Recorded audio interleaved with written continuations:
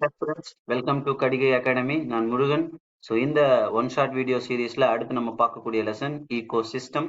So இந்த லெசனை நம்ம எப்படி ஒரு குயிக்கான ரிவிஷன் எடுக்கிறதுன்னு பார்க்கலாம். ஸோ இனிஷியலா ஃபர்ஸ்ட் பேஜ்ல இருந்தே நம்ம கொஸ்டின்ஸை வந்து எக்ஸ்பெக்ட் பண்ணலாம். ஃபர்ஸ்ட் இதுல ஈகோ சிஸ்டம் அப்படின்றது வந்து என்ன சொல்லியிருப்பாங்க. So it can be visualized as a functional unit of nature where living organisms interact among themselves and also with the surrounding physical environment, right? So அப்படித்தானே. ஏன்னா இப்போ ஏதோ வந்து நம்ம ஈகோ சிஸ்டம் சொல்ல முடியும். அது வந்து எந்த இடத்துல ஆர்கானிசம்ஸ் வந்து தங்களுக்குள்ளேயும் அங்க இருக்கக்கூடிய பிசிக்கல் என்விரான்மெண்டோடையும் எப்படி இன்ட்ராக்ட் பண்ணி அது வந்து அங்க ஃபங்க்ஷனல் ரோலை பிளே பண்ணிட்டு இருக்கோ அதுதான் நம்ம ஈகோ சிஸ்டம்னு சொல்றோம், ஒரு பர்டிகுலர் ஆர்கானிசம், ரைட்? ஸோ இந்த ஈகோ சிஸ்டம் அப்படின்றது வந்து நம்ம வந்து பாண்ட் ஆரம்பிச்சு லார்ஜ் சி வரையுமே வந்து நம்ம ஈகோ சிஸ்டம்ஸை நம்ம பிரிக்கலாம்.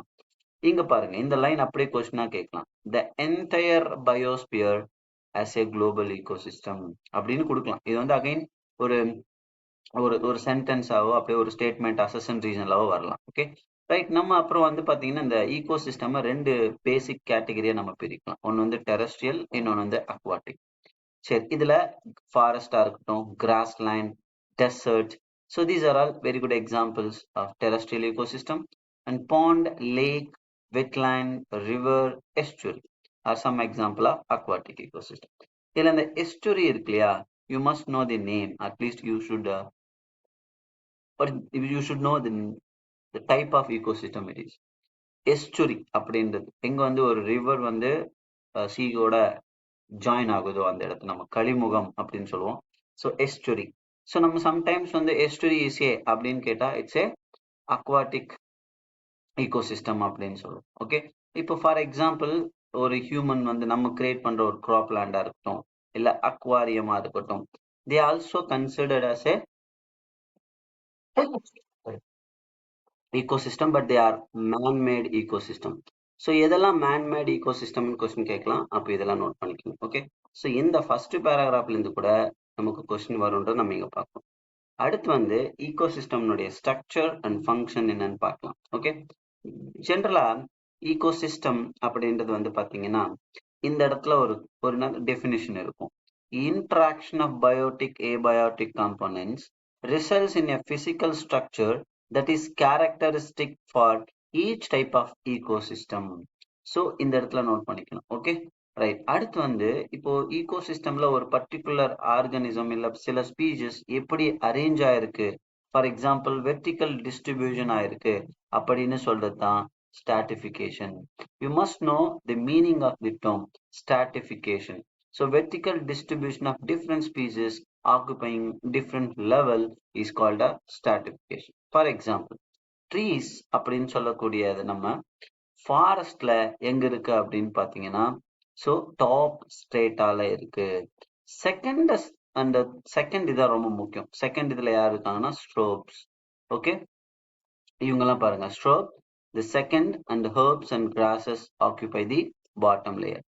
ஸோ நமக்கு முதல்ல what is stratification and how a forest species, okay, occupy their places அப்படின்ற மாதிரி கொஸ்டின் கேட்கலாம். ஓகே, நெக்ஸ்ட் ஒன் வந்து ஈகோசிஸ்டம்னுடைய காம்போனன்ட்ஸ் அப்படின்னு பார்த்தா productivity, decomposition, energy flow and nutrient cycle அப்படின்னு சொல்லலாம்.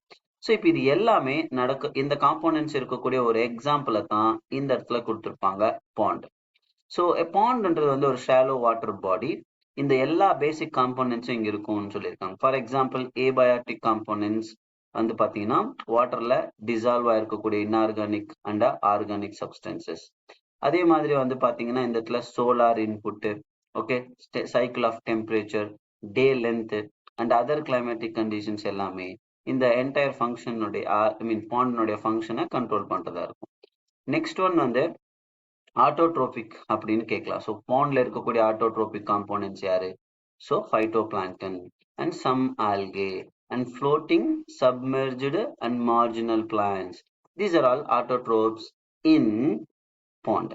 அடுத்து வந்து கன்சியூமர்ஸா யார் இருப்பாங்க? Of course zooplankton, free swimming and bottom dwelling forms எல்லாமே இந்த இடத்துல யாரா இருப்பாங்க? கன்சியூமரா இருப்பாங்க. அண்ட் ஃபைனலா யாரா இருக்கணும்? Decomposers, fungi, bacteria and flagellates. Okay, they are abundant in bottom of the pond, so they will do decomposition process. Okay, right? இந்த மாதிரி ecosystemல இதெல்லாம் வந்து various components இருக்குன்றத ஒரு எக்ஸாம்பிளோட இந்த இடத்துல பாண்டுக்கு கொடுத்திருப்பாங்க. ஸோ பாண்டுல எது எந்தெந்த காம்போனண்டா இருக்குன்னு கொஸ்டின் கேட்கலாம். நெக்ஸ்ட் வந்து ப்ரொடக்டிவிட்டி.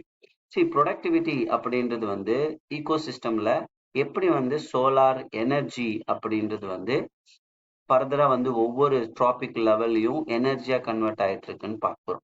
ஸோ பிரைமரி ப்ரொடக்ஷன் அப்படின்றது என்னன்னா, நல்லா கவனிச்சுக்கோங்க, the amount of biomass or organic matter produced per unit area over a time period by plants during photosynthesis.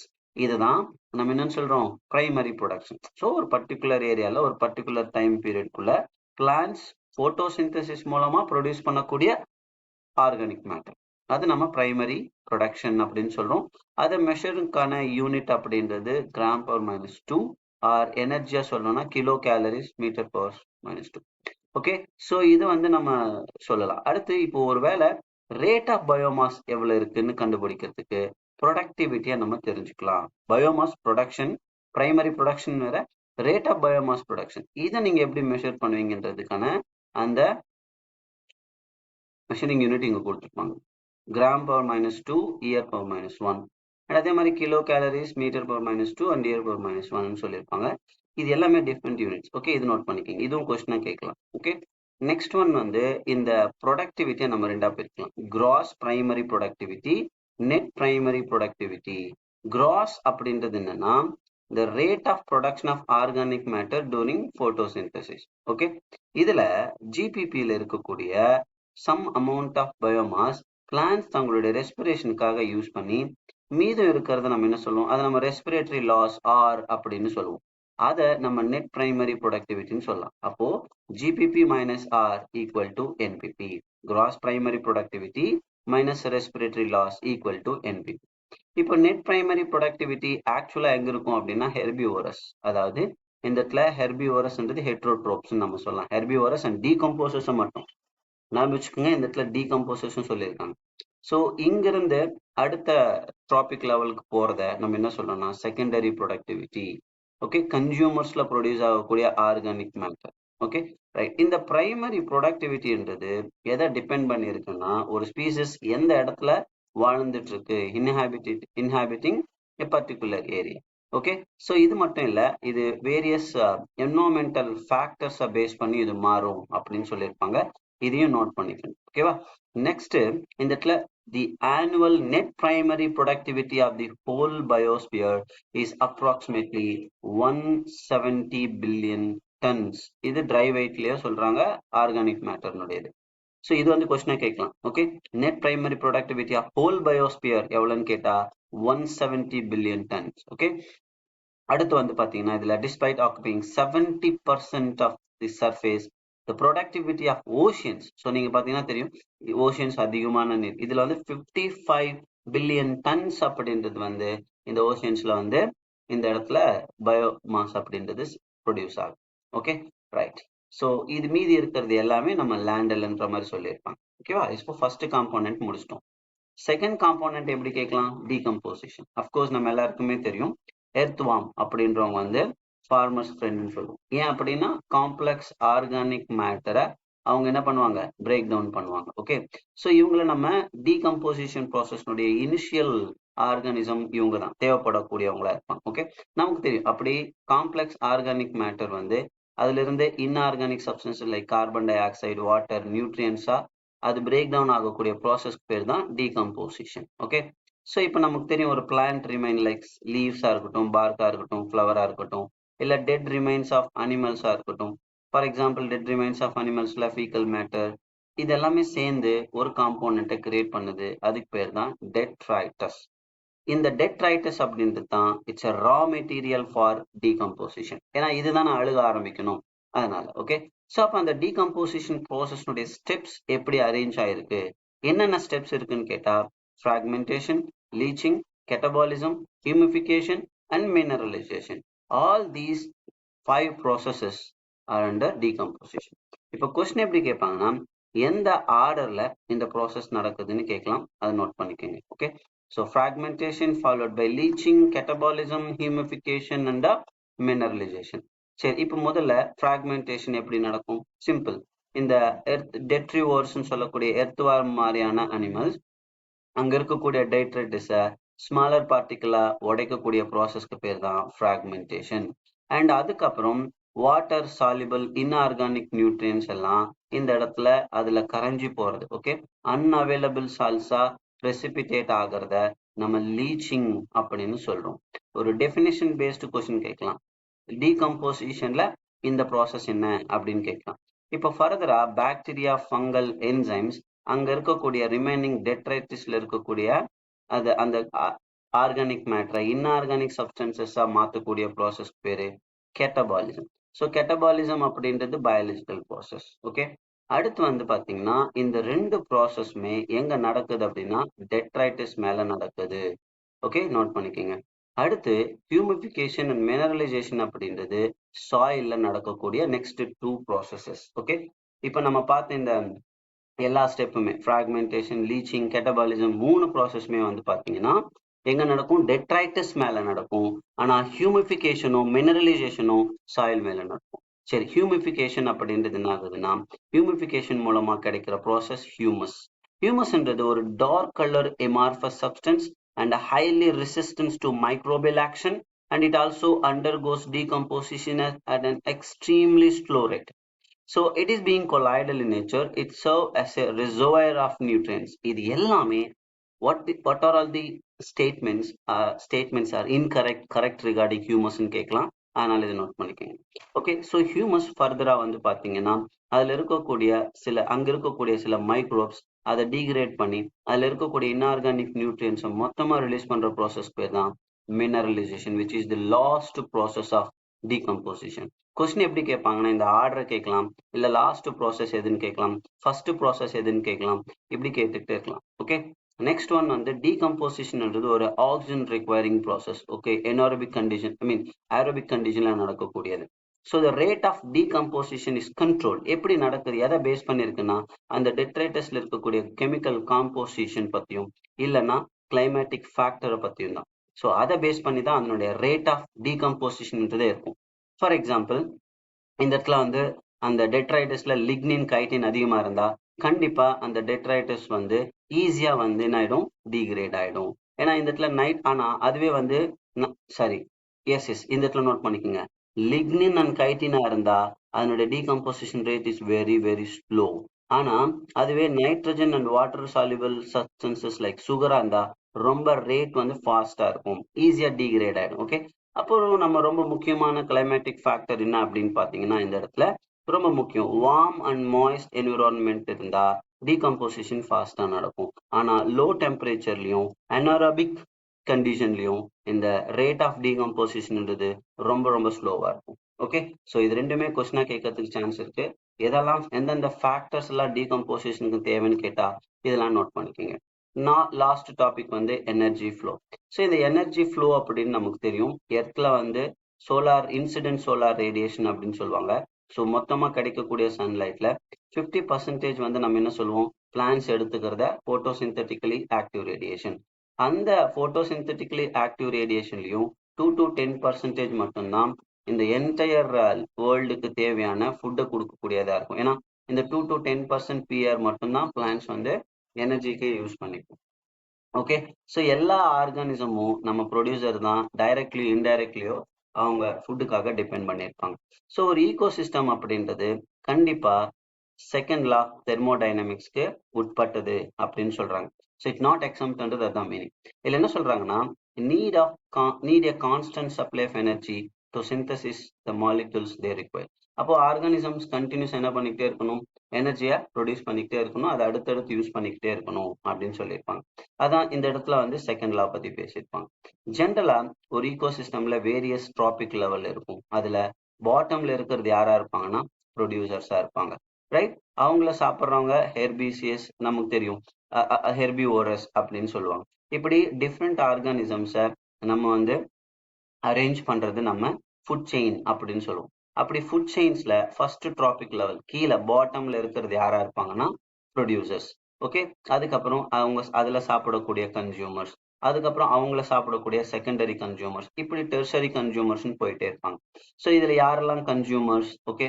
அப்புறம் இதுல வந்து பாத்தீங்கன்னா அவங்க புக்லேயே கொடுத்துருப்பாங்க தெளிவா. ஸோ இப்போ ஹெர்பிவோரஸ் யாரு, இப்போ for example insects, birds, mammals, இவங்கெல்லாம் டெரஸ்ட்ரியல் ஈகோசிஸ்டம்ல இருக்கக்கூடிய ஹெர்பிவோரஸ். மொலுக்ஸ் அப்படின்றது வந்து அக்வாட்டிக் ஈகோசிஸ்டம்ல இருக்கக்கூடிய ஹெர்பிவோரஸ். இது கொஸ்டினா கேட்கறதுக்கு சான்ஸ் இருக்கு. Okay, the consumers that feed on these herbivores are carnivores, or more correctly primary carnivores அப்படின்னு சொல்லலாம். ஓகே, ஸோ இந்த பிரைமரி கார்னிவோர்ஸ் அப்படின்றது நமக்கு தெரியும். ஸோ இந்த இடத்துல ஜிஎஃப்சின்னு சொல்லியிருப்பாங்க, அதாவது கிரேசிங் ஃபுட் செயின் கொடுத்துருப்பாங்க. ஸோ இந்த இடத்துல ப்ரொடியூசர் கிராஸஸா இருப்பாங்க, கோட் வந்து பிரைமரி கன்சூமர், மேன் வந்து செகண்டரி கன்சூமர்ஸா இருப்பாங்க. ஸோ டெட்ரைட்டஸ் ஃபுட் செயின் எங்கேருந்து ஸ்டார்ட் ஆகும்னா டெட் ஆர்கானிக் மேட்டர்ல இருந்து ஸ்டார்ட் ஆகும். ஸோ கண்டிப்பா வந்து இந்த டெட் ஆர்கானிக் மேட்டர்ல ரொம்ப முக்கியமானவங்க வந்து சாப்ரோஃபைட்ஸ். இவங்க வந்து எந்த ஒரு ட்ராபிக் லெவல்லையுமே நம்ம இன்க்ளூட் பண்ண மாட்டோம். பட் ஆனால் இதை நோட் பண்ணிக்கிறது ரொம்ப நல்லது. ஓகே, பட் இந்த இடம் ரொம்ப ரொம்ப முக்கியம். ஒரு ஸ்டேட்மெண்ட் பேஸ் கொஸ்டினா வரலாம். இதுல என்ன சொல்றாங்கன்னா அக்வாட்டிக் ஈகோ சிஸ்டம்ல கிரேசிங் ஃபுட் செயின் அப்படின்றவங்க தான் major conduit for energy flow. So அவங்களிருந்து அந்த எனர்ஜி ஸ்டார்ட் ஆகும்னு சொல்லியிருக்காங்க, ஐ மீன் ஃபாலோ ஆகும்னு சொல்லியிருப்பாங்க. அதுவே டெரஸ்ட்ரியல் ஈகோ சிஸ்டமா இருந்தா இந்த இடத்துல வந்து ஜிஎஃப்சி மூலமா தான் டிராவல் ஆகும், grazing food chain. Okay, so ஞாபகம் வச்சுக்கோங்க, ஐ மீன் சாரி, இது இந்த இடத்துல a much larger fraction of energy flow through detritus food chain than GFC. இங்க இருக்கிறது அக்வாட்டிக்ல GFC, ஆனா டெரஸ்ட்ரியல வரும்போது டிஎஃப்சின்னு சொல்லலாம். ஓகே, ஸோ இந்த லைன் வந்து ரொம்ப ரொம்ப முக்கியம், கொஸ்டினா கேட்கறதுக்கு சான்ஸ் இருக்கு. ஓகே, இதை அப்படியே மாத்தி கொடுத்து இன்கரெக்ட் ஸ்டேட்மெண்ட்டாகவும் கேட்கறதுக்கான வாய்ப்பு இருக்கு. ஓகே, என்ன சொல்றாங்க, ஜிஎஃப்சின்றது it's major conduit for energy in aquatic system. ஆனா அதுவே வந்து இந்த டெரஸ்ட்ரியல் ஈகோ சிஸ்டம்னா டெட்ரைட்டஸ் ஃபுட் செயின்ல இருந்தா இது நடக்கும் அப்படின்னு சொல்லியிருப்பாங்க. ஸோ மெனி இந்த இடத்துல வந்து பார்க்கும்போது நம்ம சில ஃபுட் செயின்ஸ் ஒன்னா சேர்ந்து கிரியேட் ஆகுறது தான் ஃபுட் வெப் அப்படின்னு சொல்லுவோம். ஸோ ஆர்கானிசம்ஸ் வந்து எந்தெந்த இடத்துல ஆக்குபை இருக்குன்றத நம்ம ட்ராபிக் லெவல்ஸை வச்சு கொஸ்டினா கேட்கலாம். இந்த இடத்துல வந்து பாத்தீங்கன்னா ஒரு சார்ட் இருக்கும், இந்த சார்ட்ல கொஸ்டின் கேட்கலாம். ஃபர்ஸ்ட் ட்ராபிக் லெவல் யார் இருப்பாங்க, செகண்ட் ட்ராபிக் லெவல் யாரு, தேர்ட் ட்ராபிக் லெவல் யாரு, ஃபோர்த் ட்ராபிக் லெவல். அதே மாதிரி consumer, tertiary consumer, primary consumer, secondary consumers, அதுக்கான எக்ஸாம்பிள்ஸும் கொடுத்துருப்பாங்க. இதை பேஸ் பண்ணி கொஸ்டின்ஸ் கேட்கறதுக்கான சான்ஸ் இருக்கு. Okay, right. நெக்ஸ்ட் நம்ம இந்த இடத்துக்கு வந்தோம் அப்படின்னா ரொம்ப ரொம்ப முக்கியம். இந்த இடத்துல ஒவ்வொரு ஆர்கானிசமும் அது கீழே இருக்கக்கூடிய ஆர்கானிசமை டிபெண்ட் பண்ணி தான் இருக்கும் எனர்ஜிக்காக. ஓகே, ஸோ இந்த லைன்ல ஸ்டாண்டிங் க்ராப்னா என்னன்னு கொஸ்டின் கேட்கலாம். So each trophic level has certain mass of living material at particular time. இது நம்ம இது தெரியும், இது நம்ம ஸ்டாண்டிங் க்ராப் அப்படின்னு சொல்லுவோம். ஸோ இது நம்ம பயோமாஸ் நம்பர்ல இல்லைன்னா யூனிட், ஒரு யூனிட் ஏரியால எவ்வளவு பயோமாஸ் எவ்வளவு நம்பர்ன்றதை நம்ம ப்ரொடியூஸ் பண்ணலாம், ஈஸியா வந்து நம்ம மெஷர் பண்ணலாம். ஓகே, நெக்ஸ்ட் வந்து ரொம்ப முக்கியம் இந்த 10%. 10%ன்றது எல்லாரும் படிச்சிருப்பீங்க ஆல்மோஸ்ட். ஸோ ஒவ்வொரு ட்ராபிக் லெவல் இருந்தும் அடுத்த ட்ராபிக் லெவல்ன்றது எனர்ஜின்றது 10% தான் டிராவல் ஆகும். ரிமைனிங்ன்றது அந்த இடத்துல ஹீட்டாவோ இல்லை மற்ற ப்ராசஸ்க்காகவோ அது யூஸ் ஆகிடும். Okay, right. அண்ட் ஃபைனலா ecological pyramid. So ecological pyramid அப்படின்றது நம்ம 3 விதமா பிரிக்கலாம். Pyramid of number, pyramid of biomass, pyramid of energy. ஒண்ணு இல்ல, ட்ராபிக் லெவல்ல எந்தெந்த ஆர்கானிசம் எந்த பொசிஷன்ல இருக்குன்னு சொல்றதுதான். பட் ஜென்ரலா வந்து பாத்தீங்கன்னா இந்த 3 பிரமிடுமே இனிஷியலா அப்ரைட்டா தான் இருக்கும் மேல. ஏன்னா பாட்டம் வந்து எப்பவுமே அதிகமா இருக்கும், போக போக போக நேரோ ஆயிட்டே இருக்கும். ஸோ ஒரு பிரமிட் அப்படின்றது இப்படி இருக்கும் இல்லையா. இதுல பிரமிட் ஆஃப் நம்பர் அப்படின்றதும் பிரமிட் ஆஃப் பயோமாஸ்ன்றதும் எப்பவுமே அப்ரைட்டா இருக்குன்னு சொல்ல முடியாது, சம்டைம்ஸ் இன்வெர்டடா இருக்கும். ஏன்னா இங்க பாத்தீங்கன்னா அப்ரைட்ன்றது ப்ரொடியூசர்ஸ்னுடைய நம்பர் எப்பவுமே அதிகமா இருக்கணும். அதே மாதிரி பயோமாஸ்லயும் ப்ரொடியூசர்ஸ்னுடைய நம்பர் அதிகமா இருக்கணும். ஆனா சில நேரங்கள்ல இந்த pyramid of biomass, for example இந்த இங்க பாத்தீங்கன்னா தெரியும், அதாவது எந்த இடத்துல நம்ம சொல்லலாம் அப்படின்னா ஒரு சிம்பிளான வாட்டர் பாடிஸ்ல பார்க்கும்போது சீஸ்ல எல்லாம் பாத்தீங்கன்னா ரிவர்ஸ்ல இருக்கும். ஏன்னா அங்க இருக்கக்கூடிய பைட்டோ பிளாங்டனுடைய நம்பர் அங்க இருக்கக்கூடிய ஃபிஷ்ஷை விட அதிகமா இருக்கு. மீன் இங்க பாத்தீங்கன்னா தெரியும், இந்த இடத்துல இது வந்து ஃபைட்டோ பிளாங்டன் பிரைமரி ப்ரொடியூஸ், இதனுடைய நம்பர் ரொம்ப லோவா இருக்கு. ஆனா அதை சாப்பிடக்கூடிய பிரைமரி கன்சியூமர்ஸ்னுடைய நம்பர் எப்படி இருக்கு, அதிகமா இருக்கு. இப்படி தலைகீழாவும் இருக்கலாம், இன்வெர்டடாவும் இருக்கலாம். அப்போ இன்வெர்டட் பயோமாஸ் எங்க இருக்குன்றது ஆல்ரெடி கொஸ்டினா கேட்டுட்டாங்க. ஸோ அது வந்து கொஸ்டினா கேட்கறதுக்கான வாய்ப்பு இருக்கு மறுபடியும். பட் உங்களுக்கு எப்படி ஞாபகம் வச்சுக்கணும்னா pyramid of number, pyramid of biomass, இது ரெண்டுமே அப்ரைட்டாவும் இருக்கலாம் அண்ட் இன்வெர்டடாவும் இருக்கலாம், தலைகீழாவும் இருக்கலாம். ஆனா பிரமிட் ஆஃப் எனர்ஜி அப்படின்றது கண்டிப்பா அப்ரைட்டா தான் இருக்கும். நீங்க பாத்தீங்கன்னா தெரியும், as per the 10% law, இங்க 10,000 ஜூல், அடுத்துக்கு 1000, 100, 10 ஜூல்னு தான் டிராவல் ஆயிட்டே இருக்கும். ஓகே, ஸோ இந்த இடத்துல வந்து இன்னொரு முக்கியமான லைன் நான் இந்த இடத்துல சொல்லணும். அதாவது the tropic level represent a functional level not a species such as அப்படின்னு சொல்லியிருப்பாங்க. அப்படின்னா என்ன, ஒரு ஸ்பீசிஸ் அப்படின்றது ஒரு டிராபிக் லெவல்ல தான் இருக்கணும்னு இல்லை, மெனி டிராபிக் லெவல்ல வந்து அது அரேஞ்ச் ஆயிருக்கலாம். ஃபார் எக்ஸாம்பிள் ஸ்பேரோ, அது சீட்ஸ் ஃப்ரூட்ஸ் பீஸ் எல்லாம் சாப்பிடும்போது அது பிரைமரி கன்சியூமர் ஆகும், அதுவே இன்செக்ட்ஸ் வார்ம்ஸை சாப்பிடும்போது செகண்டரி கன்சியூமராகவும் இருக்கும் அப்படின்னு சொல்லியிருப்பாங்க. இது ஒரு கான்செப்ட் பேஸ்ட் கொஸ்டினா கேட்கலாம். ஓகே, ஸோ அதுக்கப்புறம் நான் சொன்ன மாதிரி எனர்ஜி அப்படின்றது வந்து ட்ராபிக் லெவலில் லோவாக இருக்கும், மேலே போக போக அதிகமாக இருக்கும் அப்படின்னு சொல்லியிருப்பாங்க. ஸோ நோட் பண்ணிக்கோங்க. So energy at lower traffic level is always more then at higher traffic level. ஏன்னா மேலே போயிட்டே இருக்கும்போது குறைஞ்சிக்கிட்டே போகும், இப்போதான் நம்ம பார்த்தோம், ரைட்? அடுத்து நம்ம நோட் பண்ண வேண்டியது என்ன அப்படின்னு பார்த்தீங்கன்னா, இந்த இடத்துல the pyramid of energy is always upright, never be inverted அப்படின்னு சொல்லியிருக்காங்க பாருங்க, இது ரொம்ப முக்கியம். அதே மாதிரி the pyramid of biomass in sea is generally inverted because the biomass of fish is far exceed that phytoplankton அப்படின்னு சொல்லியிருப்பாங்க. இது நோட் பண்ணிக்கணும். ஓகே, ஸோ இதோட நம்ம இந்த லெசனை முடிக்கிறோம். ஐ ஹோப் என்னால் முடிஞ்ச அளவுக்கு ஒரு 20 மினிட்ஸ்ல இந்த லெசனை வந்து ரிவைஸ் பண்ணணும்னு நான் கூட சொல்லியிருந்தேன். ஸோ அதனால தான் இது நான் சொல்லியிருக்கேன். So as much as possible இந்த ஒரு வீடியோ சீரீஸை நான் கம்ப்ளீட் பண்ணுறேன். எல்லா லெசனுக்கும் நான் வீடியோ போடுறேன். ஸோ எனக்கு உங்ககிட்ட இருந்து கிடைக்க வேண்டிய சப்போர்ட் என்ன அப்படின்னு பார்த்தீங்கன்னா, நம்ம சேனலை சப்ஸ்கிரைப் பண்ணாதவங்க சப்ஸ்கிரைப் பண்ணுங்க, உங்க ஃப்ரெண்ட்ஸ்க்கும் நம்ம வீடியோவை ஷேர் பண்ணுங்க. ஸோ உங்களுக்கு தேவையான விஷயங்களை நீங்க கமெண்ட் பண்ணுங்க. கண்டிப்பா நான் இது ரிலவெண்டா சில கொஸ்டின்ஸையும் வந்து யூனிட் வைஸா நான் டிஸ்கஸ் பண்றேன். நான் அதுக்கான ஒரு தனி வீடியோ வந்து நான் ப்ளே பண்றேன். Thank you so much.